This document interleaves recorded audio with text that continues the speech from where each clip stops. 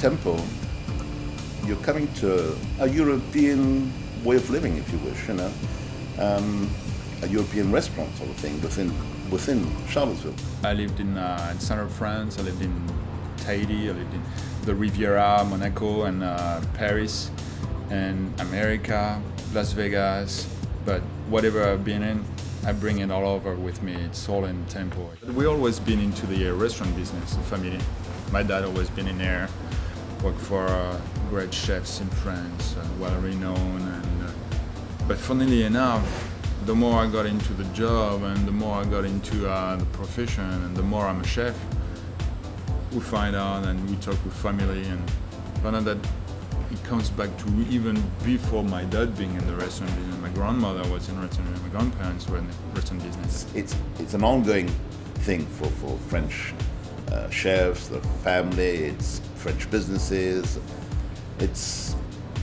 There are a few like that in the States, but in France it's in general always like that. It's a family business. I decided to go to hospitality school in Strasbourg, on the side the German border, which is a big area for food, hospitality. And as a matter of fact, is one of the greatest chefs in America, Jean-Georges Van Scherrichten, comes from that school. He's Alsatian and he's been there.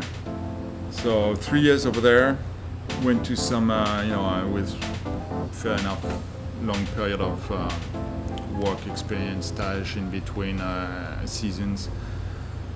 So there I was training I was going to Luxembourg to a restaurant where the chef worked with my dad at Roger Verger at the time when he was a 3-star in South France. Concerning the stars in France, they are awarded by the Michelin Guide, and in food you have 1 star, 2 stars, and 3 stars, and it's very limited. In the 1 star, 2 stars, and 3 stars in France, there's probably only about 600, 700 restaurants in all of France that have stars.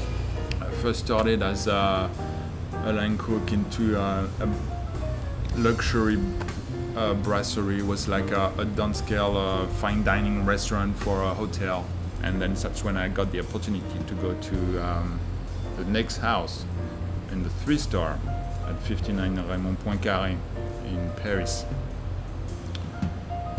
And then that was a different world. Things are a little different in the States. I spent 5 years learning to serve on a table. So you think I'm ridiculous, But in reality, in France, you have a 2-year apprenticeship to be, serve on the table.